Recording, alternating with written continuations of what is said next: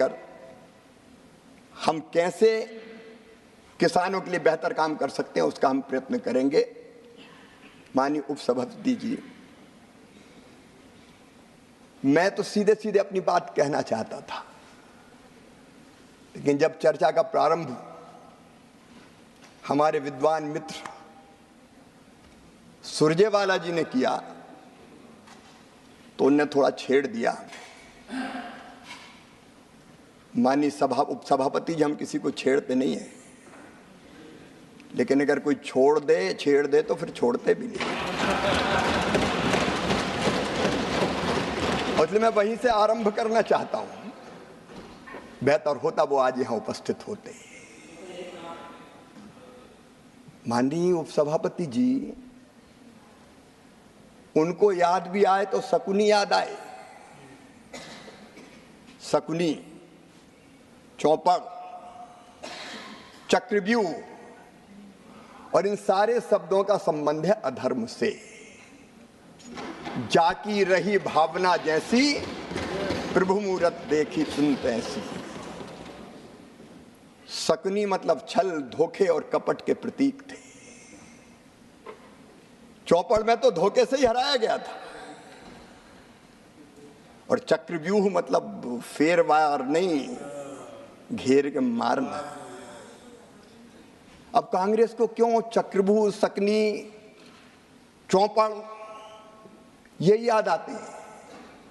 माननीय उपसभापति जी, जब महाभारत काल में हम जाते हैं तो हमें तो भगवान श्री कृष्ण याद आते हैं। यदा यदा ही धर्मस्य ग्लानिर्भवति भारता, अभ्युत्थानम धर्मस्य तदात्मानं सृजाम्यहम्, परित्राणाय साधूनां विनाशाय च दुष्कृताम्, धर्म संस्थापनार्थाय संभवामि युगे युगे।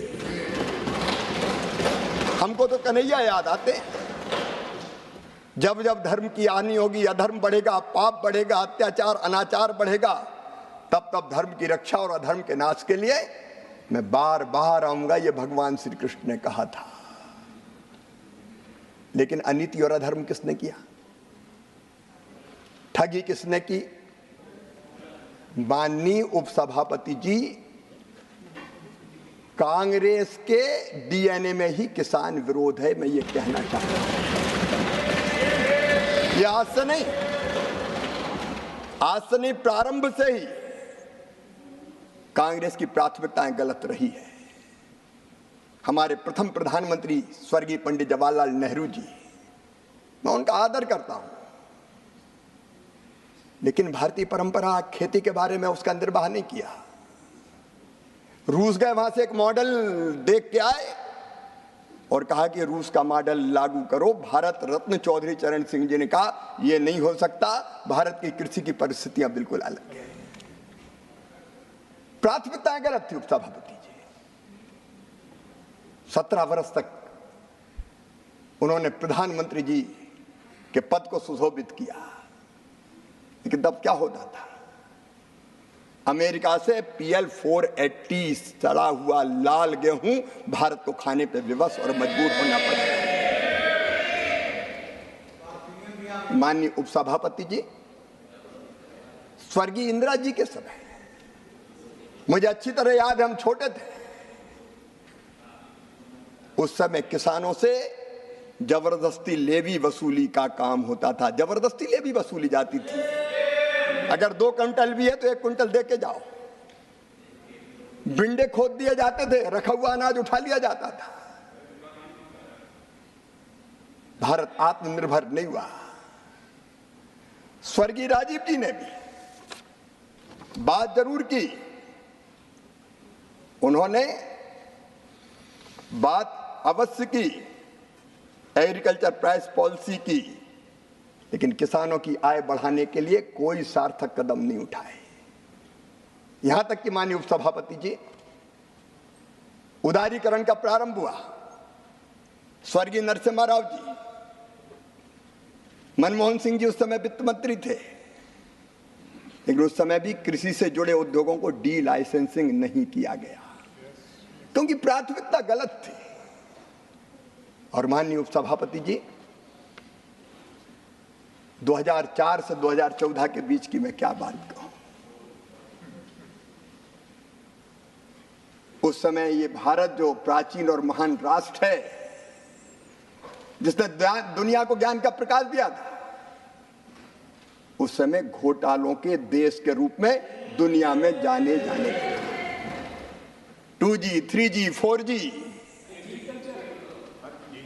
माननीय उपसभापति महोदय, प्लीज और तब भारत की राजनीति में, आप धैर्य से सुनिए। तब भारत के राजनीतिक चित्र पर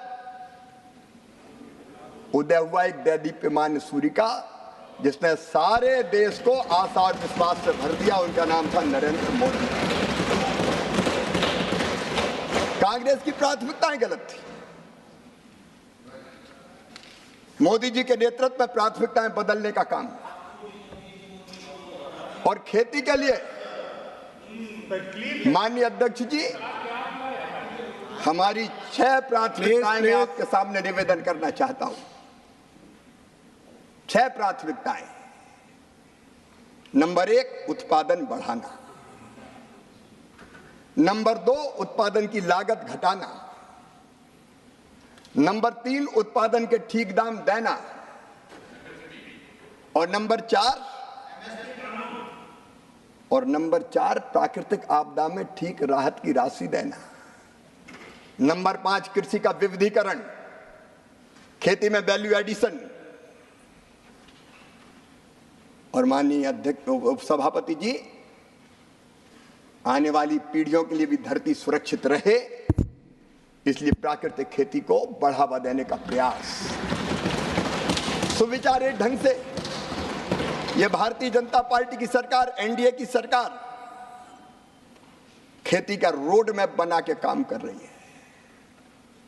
कल कह रहे थे हमारे मित्र, बजट का जिक्र कर रहे थे, बजट कम कर दिया गया।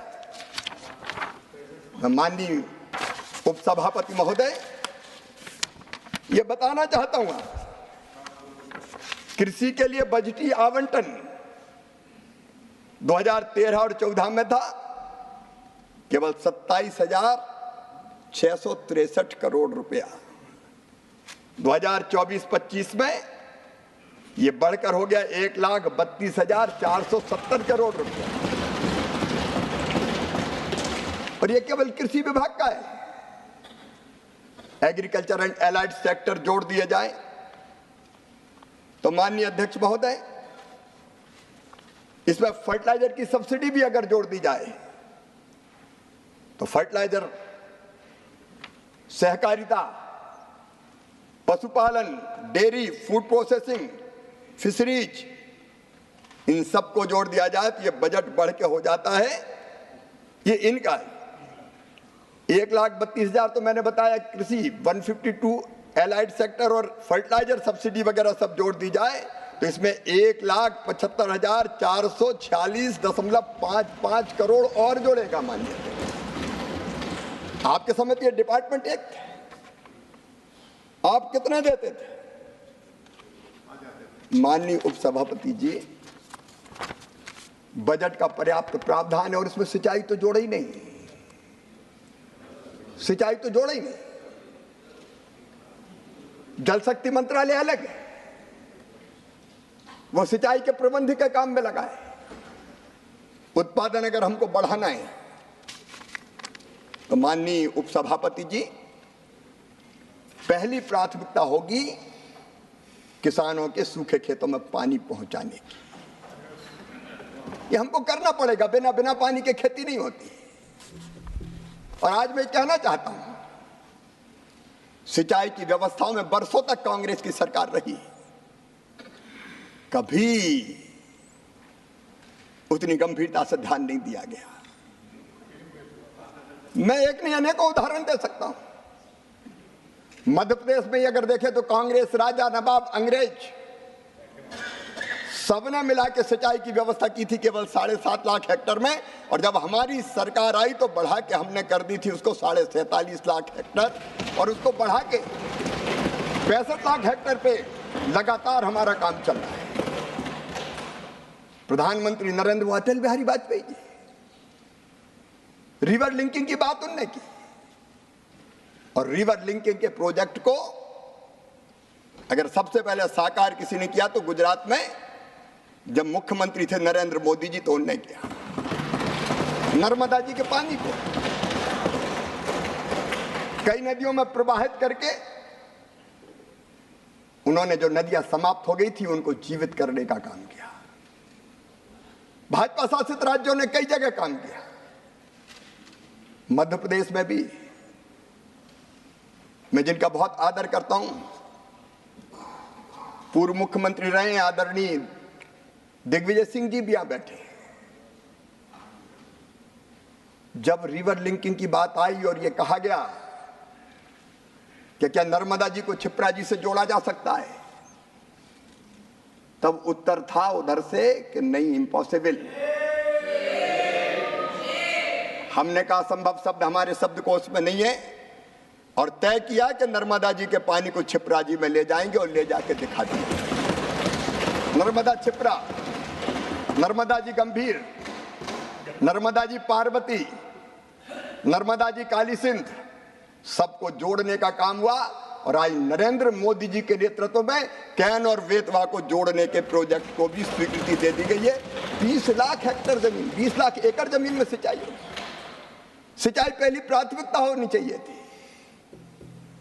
बाण सागर जैसे बांध एक नहीं अनेकों बरसों तक पूरे नहीं हुए, क्योंकि खेती किसान प्राथमिकता नहीं था।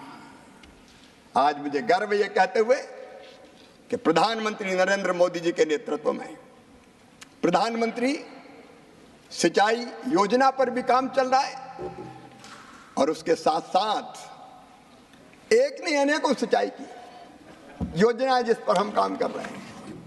सूक्ष्म सिंचाई की योजनाओं पर हमारा काम चल रहा है। माननीय सभापति महोदय, मेरा सौभाग्य है आपके सामने कृषि पर बोलने का मुझे अवसर मिल रहा है। मैं निवेदन कर रहा था कि पुरानी सरकारों की, कांग्रेस की सरकारों की प्राथमिकताएं गलत थी। यह सरकार भारतीय जनता पार्टी की, एनडीए की।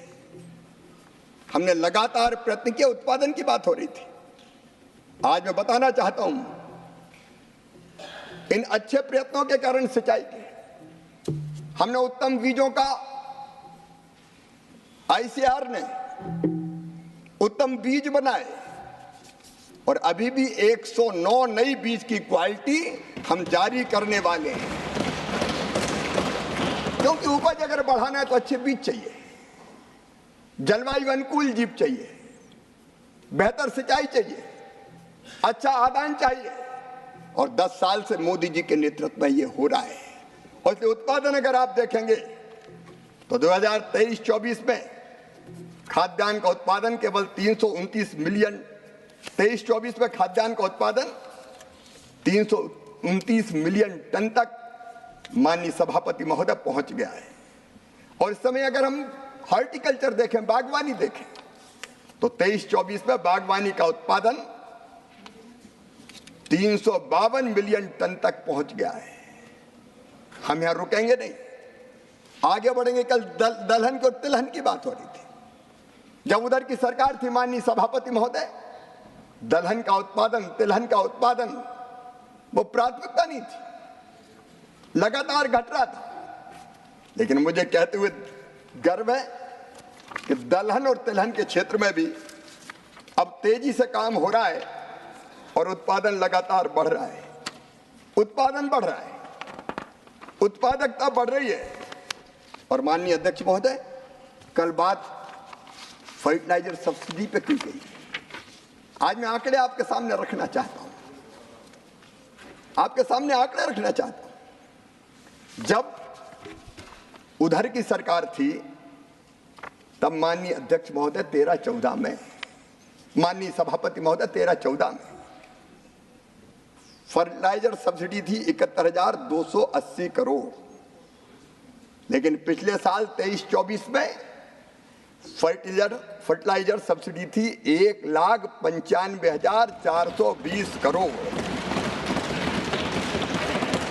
मैं वर्षवार बता सकता हूं। 18-19 में 73 1,435 करोड़, और इस साल कह रहे थे वर्षवार मेरे पास आंकड़े हैं कि घटा दी गई है। आज मैं कहना चाहता हूं माननीय सभापति महोदय, फर्टिलाइजर की सब्सिडी में जितना पैसा लगता है सरकार व्यवस्था करती है, बजट के प्रावधान के अलावा भी अतिरिक्त राशि देनी पड़ती तो दी जाती है। अभी अंतर्राष्ट्रीय परिस्थितियों के कारण डीएपी के जहाज घूम के आए, लंबा मार्ग तय करना पड़ा, समय ज्यादा लगा और इसलिए कीमत बढ़ रही थी। हमने उस बढ़ी हुई कीमत का भार किसान पर नहीं डाला और 2625 करोड़ का स्पेशल पैकेज दिया ताकि सस्ता फर्टिलाइजर किसान को मिलता रहे। आज आपके माध्यम से माननीय सभापति जी मैं बताना चाहता हूं, यूरिया के एक बैग पर हमारे विद्वान मित्र अभी संजय जी बैठे, वो बात कर रहे थे कि मात्रा कम हो गई है। माननीय सभापति जी, यूरिया के एक बैग पर 45 किलोग्राम का 50 से 45 हुआ है, लेकिन लागत भी कम कर दी। अब 45 किलोग्राम पर सरकार सब्सिडी देती है 2,100 रुपया, ये मोदी जी की सरकार देती है। किसानों के लिए केवल 266 रुपया में मिलता है।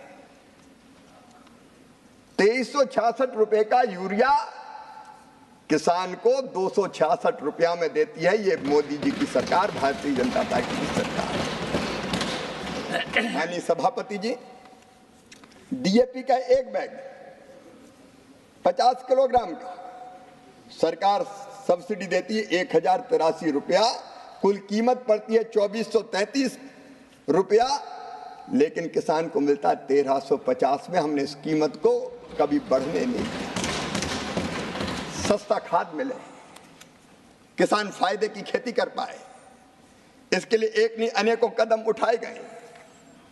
और माननीय अध्यक्ष, माननीय सभापति महोदय, मैं आपके माध्यम से आश्वस्त करना चाहता हूं, देश के करोड़ों किसान भाइयों और बहनों को यह सस्ता खाद मोदी जी की भारतीय जनता पार्टी की सरकार देती रहेगी। मैं पानी की बात कर रहा था, पर ड्रॉप मोर क्रॉप, प्रधानमंत्री जी ने मंत्र दिया। पानी की कमी पर कई माननीय सदस्यों ने चिंता जाहिर की थी। अंडरग्राउंड वाटर नीचे जा रहा है, कई जगह सूखे का संकट है, इसलिए पानी की एक एक बूंद हमें बचानी पड़ेगी और इसलिए सूक्ष्म सिंचाई योजना लाई गई। ड्रिप के माध्यम से, स्प्रिंकलर के माध्यम से, प्रेशराइज पाइप के माध्यम से नहर में बहता हुआ पानी सीपेज भी होता है, बाष्पीकरण भी हो जाता है, लेकिन सूक्ष्म सिंचाई योजना ऐसी है जिससे एक एक बूंद पानी सीधे किसान के खेत में पहुंचता है, किसान के खेत में जाता है। पिछली सरकार को पानी का महत्व नहीं मालूम था।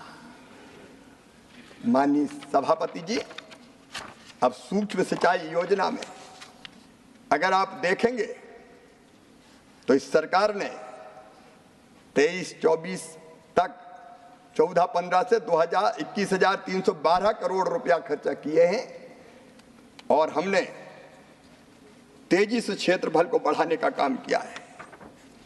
माननीय सभापति जी, कल कृषि के मशीनीकरण की बात हो, चाय बयान करते, चना 3100 आप खरीदते थे, हम खरीदते 5,440, मसूर आप खरीदते थे 2,950, हम खरीदते 6,425, तुअर आप 4,300 खरीदते थे, हम खरीदते 7,550, उड़द आप 4,300 खरीदते थे, हम खरीदते 7,400, एक एक फसल के रेट। और एक बात मैं और कहना चाहता हूं आपके माध्यम से देश के किसानों से, दलहन में देश को आत्मनिर्भर बनाना है, आयात पर निर्भरता समाप्त करना है और इसलिए सरकार ने फैसला किया कि अरहर हो, मसूर हो, उड़द हो, जितनी किसान पैदा करेंगे पोर्टल पर रजिस्ट्रेशन करवाए, पूरी की पूरी खरीदी जाएगी, एमएसपी पर पूरी की पूरी खरीदी। कल बात कही जा रही थी विद्वान मित्र सुरजेवाला जी, वो नहीं है माननीय सभापति जी, मेरा तो सब्जेक्ट ही खत्म हो गया, बोल के चले जाते हैं। वो कह रहे थे कि पैदा इतना हुआ खरीदी इतनी, पैदा इतना हुआ खरीदी इतनी।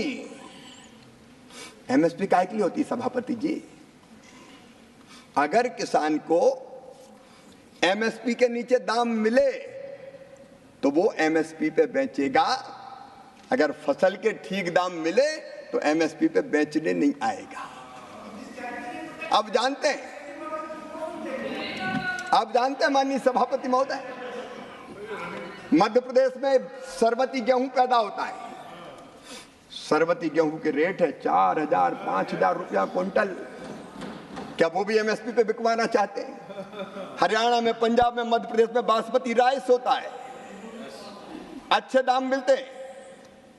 कनाडा, अमेरिका, आज भारत का बासमती राइस धूम मचा रहा है। 40,000 करोड़ रुपए का हमने निर्यात किया माननीय सभापति। अच्छे दाम मिलेंगे तो जबरन बेचने आए, तुम तो एमएसपी पे ही खरीदो। दालों के कई बार अच्छे दाम मिलते हैं, और जब अच्छे दाम मिलेंगे तो एमएसपी पे खरीद कैसे होगा? और सब किसान पूरा बेचते नहीं है। अब उनको पता ही नहीं है कि अपने खाने के लिए भी रखते हैं। गांव में कई बार परंपरा है कि किसान कृषि मजदूरों को पैसे नहीं देते, अनाज ही देते हैं। अब उन्हें आंकड़े पढ़ दिए, अब मुझे पता नहीं खेती से मतलब है कि नहीं है। माननीय मंत्री जी, सभी को यह जानने की बहुत आवश्यकता है। अक्सर हम मुद्दा उठाते हैं कि एमएसपी पर कितना खरीद हो रहा है। एमएसपी पर कम खरीद का मतलब किसान की स्थिति ठीक है और उसको कीमत कहीं और मिल रही है। तो आज के दिन सदन की आज के दिन मेरी बात सुनिए, आज के दिन आवश्यकता है कि हम किसान की समस्या को सही दृष्टि में समझें।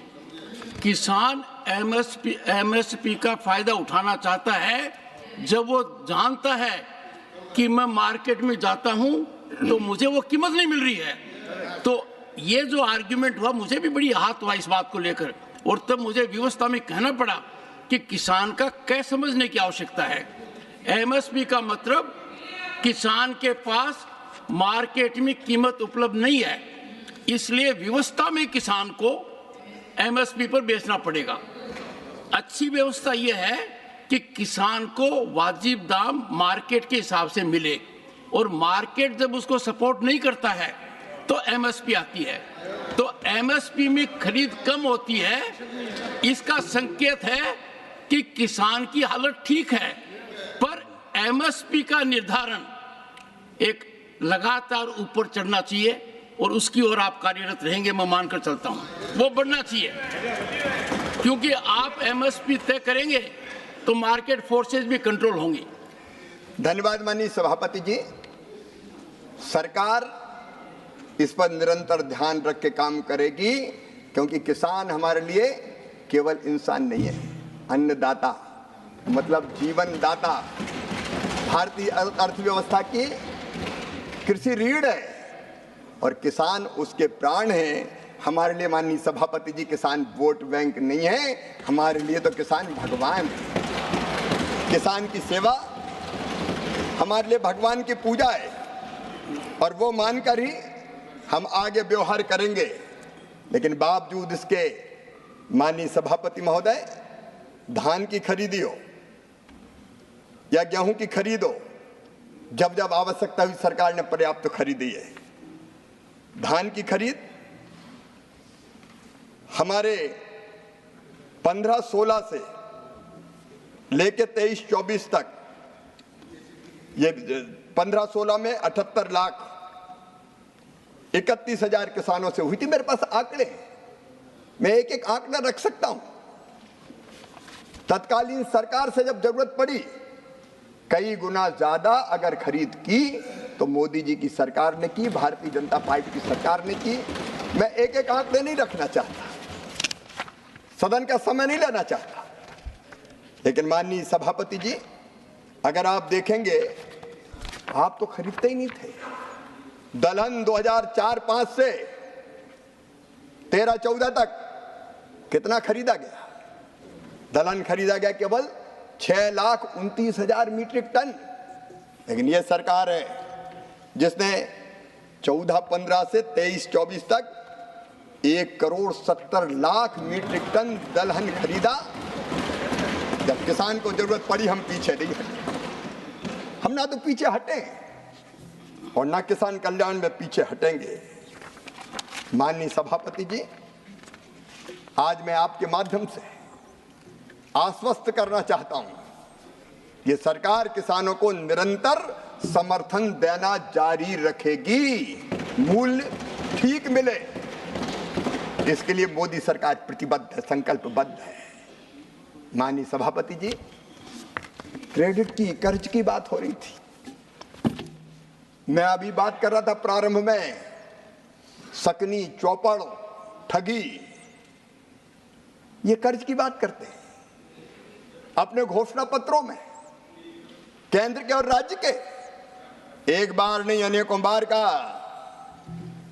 जैसे ही हम सरकार में आएंगे, सारे कर्जे माफ कर दिए जाएंगे।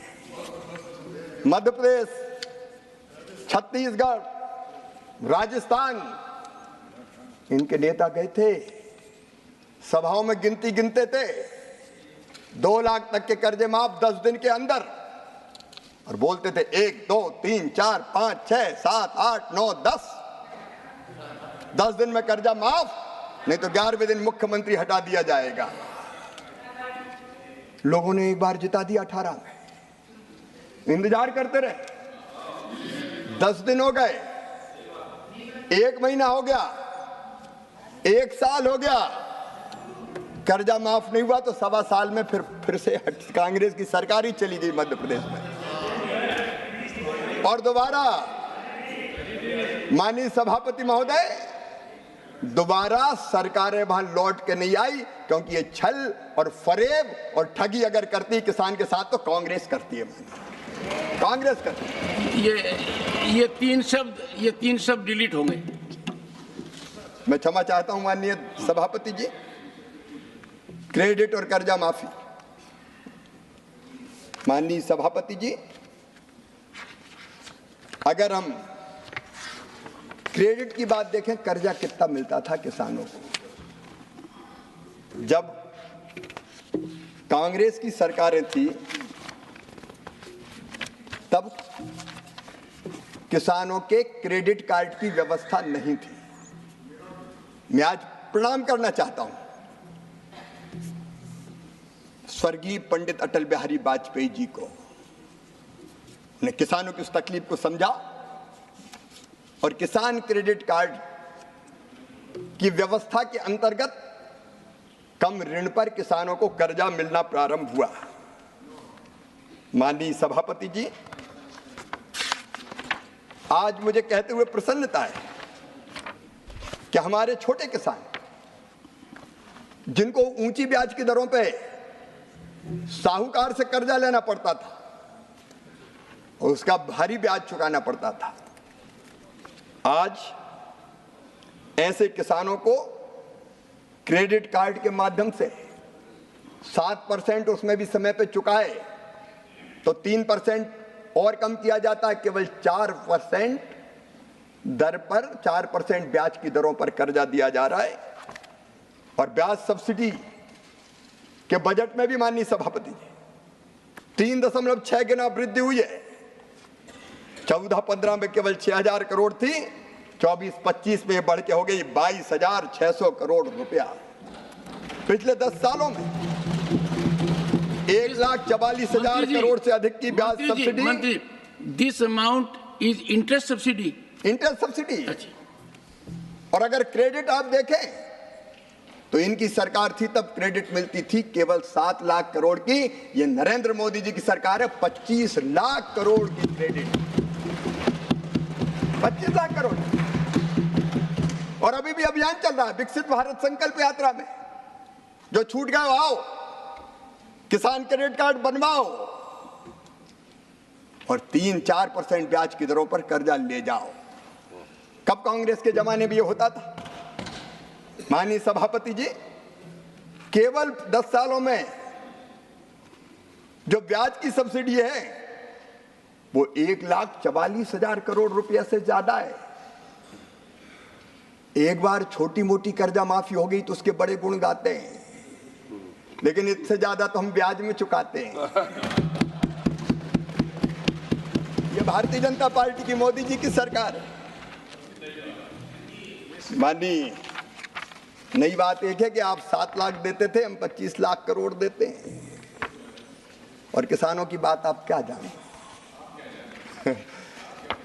माननीय फसल बीमा योजना, सभापति जी, कभी भी कांग्रेस ने फसल बीमा योजना पर ध्यान नहीं दिया। मैं जब सांसद था पहले, किसान की फसलें खराब हो जाती थी, हम गेहूं के खराब फसल के पूले तत्कालीन मुख्यमंत्री जी के पास ले जाते थे और उम्मीद करते थे कुछ राहत मिलेगी।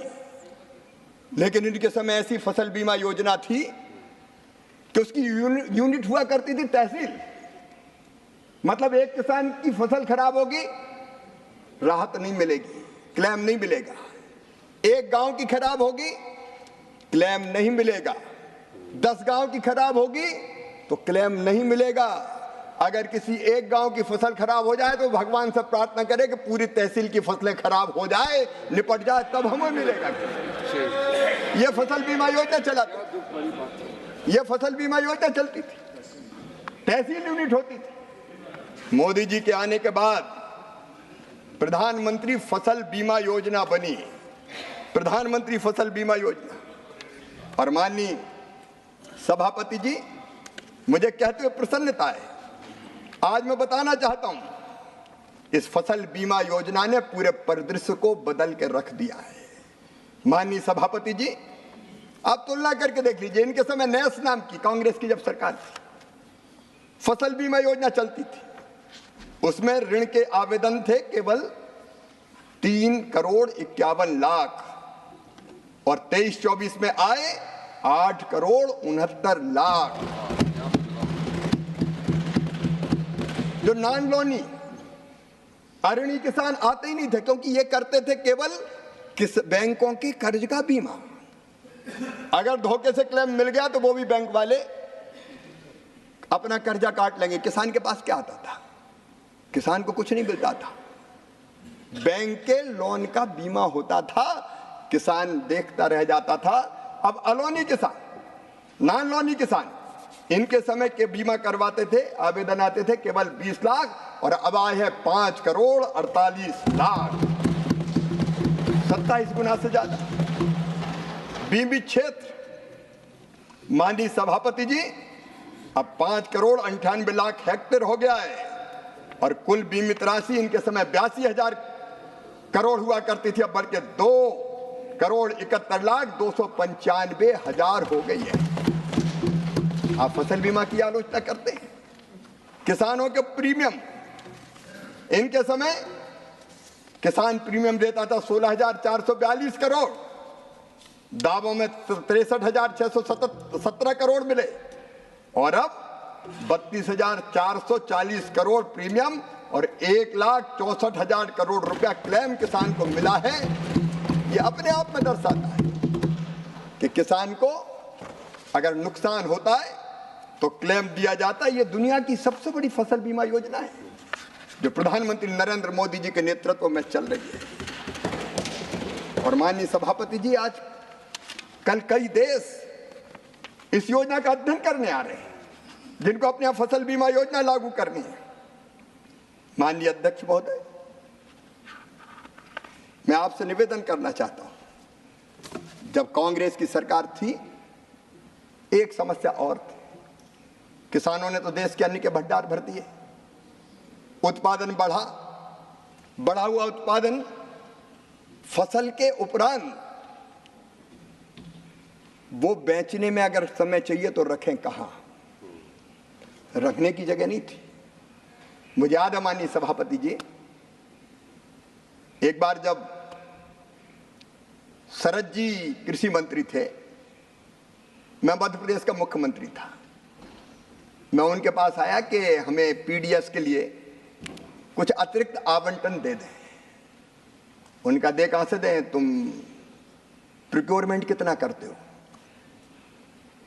तब मध्य प्रदेश से ज्यादा प्रोक्योरमेंट नहीं होता था, लेकिन हमने संकल्प लिया और मुझे कहते हुए गर्व है कि कृषि के उत्पादन को मध्य प्रदेश में 2004-05 में, जब कांग्रेस की सरकार थी, वो लगभग 1,19,00,000 मीट्रिक टन था।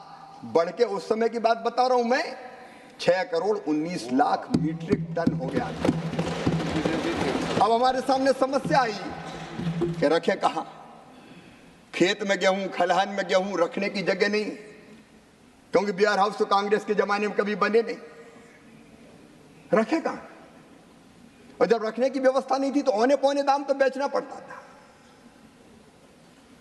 ना कोल्ड स्टोरेज थे, ना वेयर हाउस थे, ना राइपनिंग चैम्बर थे, ना ग्रेडिंग सॉर्टिंग की व्यवस्था थी, और उसके कारण औने पौने दाम पे कई बार किसान को अपने उत्पाद को बेचना पड़ता था और लॉसेस भी बहुत होते थे। मैं धन्यवाद देना चाहूंगा प्रधानमंत्री श्रीमान नरेंद्र मोदी जी को। एग्रीकल्चर इंफ्रास्ट्रक्चर फंड की योजना बनी और योजनाबद्ध तरीके से तय किया कि किसान का उत्पाद रखने के लिए बेहतर इंफ्रास्ट्रक्चर बनाएंगे। और मुझे कहते हुए प्रसन्नता है माननीय सभापति जी कि बढ़ते हुए भंडारण को बढ़ते हुए उत्पादन को देखते हुए इस एग्रीकल्चर इंफ्रा फंड, कल कह रहे थे सुरजेवाला जी, इतना प्रावधान था, इतना ही हुआ। अब वो पता नहीं कौन से साल के आंकड़े पढ़ लेते हैं। मुझे कहते हुए प्रसन्नता है 2020 में प्रधानमंत्री जी ने 1,00,000 करोड़ रुपए के एग्री इंफ्रा फंड की घोषणा की थी और 26 जुलाई 2024 तक मैं जानकारी अपडेट करना चाहता हूं, 72,222 कृषि इंफ्रास्ट्रक्चर परियोजनाओं के लिए 46,080 करोड़ रुपया स्वीकृत हो गए। और इसमें निजी निवेश मिला के, क्योंकि जिसने बनाया उसने खुद का भी लगाया, 76,305 करोड़ रुपए का इन्वेस्टमेंट हो चुका है।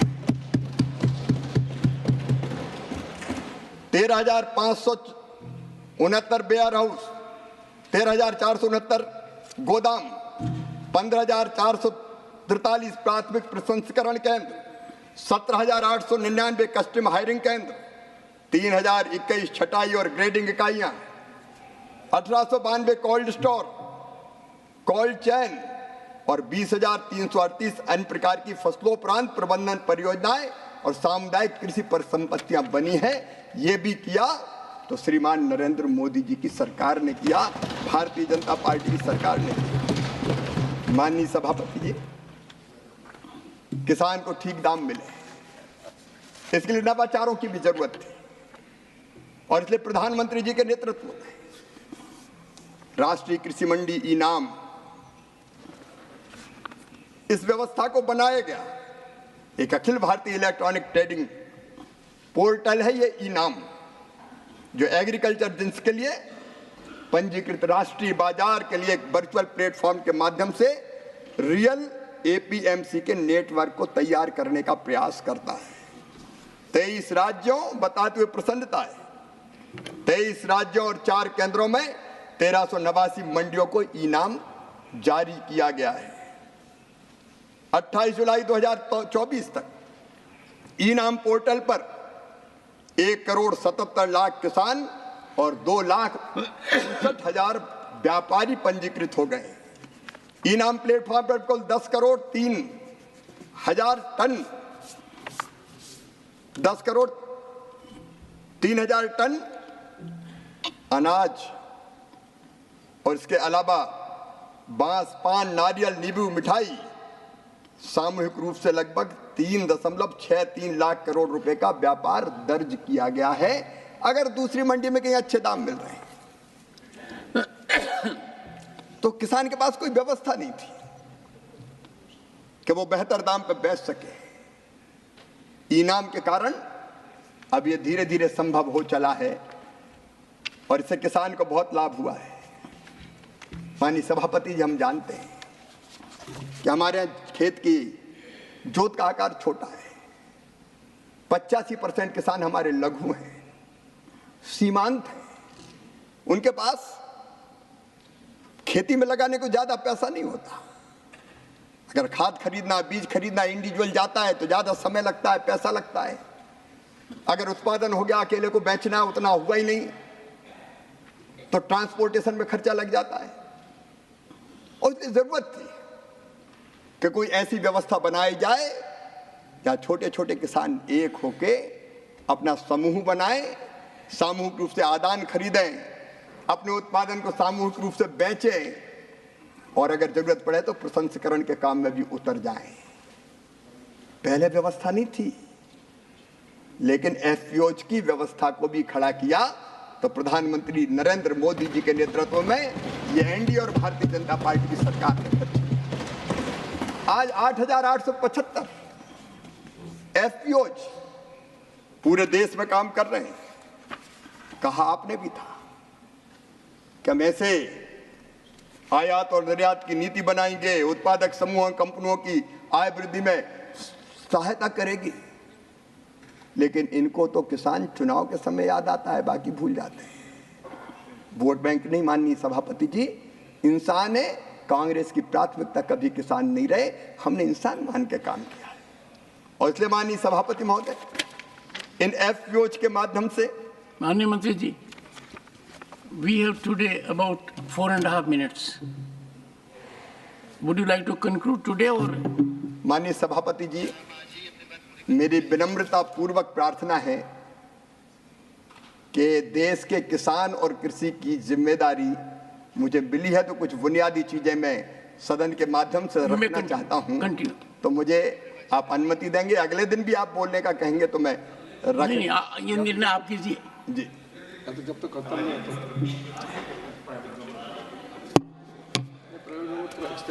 होता। माननीय सभापति जी, मैं यही कह रहा था कि भारत सरकार ने 2020 में 6,865 करोड़ रुपए के कुल बजट के साथ 10,000 कृषक उत्पादक संगठन मतलब एफपीओज के संवर्धन और गठन की योजना प्रारंभ की थी। और मुझे खुशी है कि 8,875 बन गए, जिनने 4,165 एफपीओ को 210 करोड़ रुपए की मैचिंग इक्विटी भी जारी की गई है। और उनमें से कई एफपीओज बड़ी सफलता के साथ चल रहे हैं। मैं कई सफलता की कहानियां रख सकता हूं, लेकिन आज वक्त मुझे इजाजत नहीं दे रहा। लेकिन मैं कहना चाहता हूं कि इस एफपीओ के किसानों के संगठन को हम आंदोलन का रूप देके छोटे और सीमांत किसानों को ठीक दाम मिले और वो फूड प्रोसेसिंग के क्षेत्र में भी उतर जाए, इसमें कोई कसर नहीं छोड़ेंगे। ये गरीब किसानों की जिंदगी बदलने का काम करेंगे। कभी ये नवाचार नहीं हुए, इसके पहले कभी नवाचार नहीं हुए। माननीय सभापति जी, मैंने कहा था उत्पादन की लागत घटाना है। एक नहीं अनेकों प्रयास उसके लिए किए गए, एक नहीं अनेकों प्रयास मोदी जी के नेतृत्व में। आप केवल कहते रहे, मैं कांग्रेस के घोषणा पत्र उठा के बता सकता हूं। कई बार कहा हम कुछ प्रत्यक्ष सहायता 2004 में कहा, 2009 में कहा हम प्रत्यक्ष सहायता कुछ किसान को देने की योजना पर गंभीरता से विचार कर रहे हैं। आपने कभी डायरेक्ट एक पैसा नहीं दिया।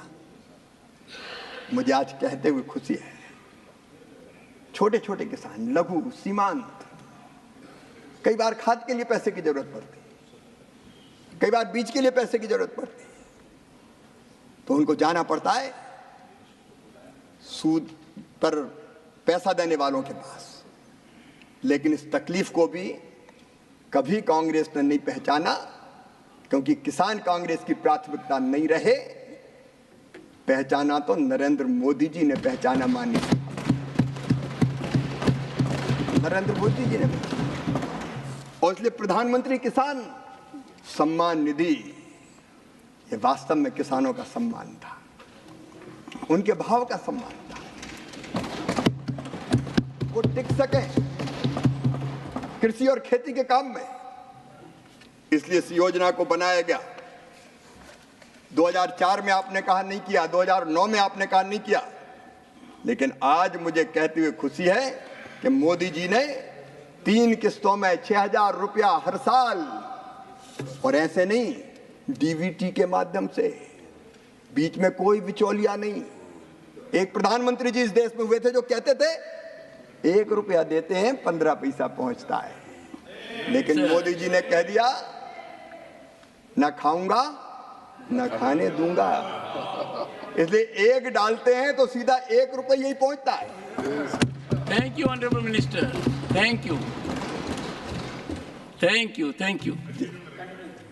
माननीय सभापति महोदय, 3 किस्तों में जब 2-2 हजार रुपया गरीब किसान के पास पहुंचता है तो वो अपनी तात्कालिक आवश्यकताओं की पूर्ति करता है और ये पैसा उसके लिए वरदान बन जाता है। मुझे कहते हुए खुशी है कि इस योजना से 3,24,000 करोड़ रुपया इस योजना के अंतर्गत अब तक किसान के खाते में डाला जाता है। Leader of the house, leader of the house. I think the private member bill we have to take. So I would request the minister that he may continue on Monday, so that he. So the honorable minister will continue on Monday. Senior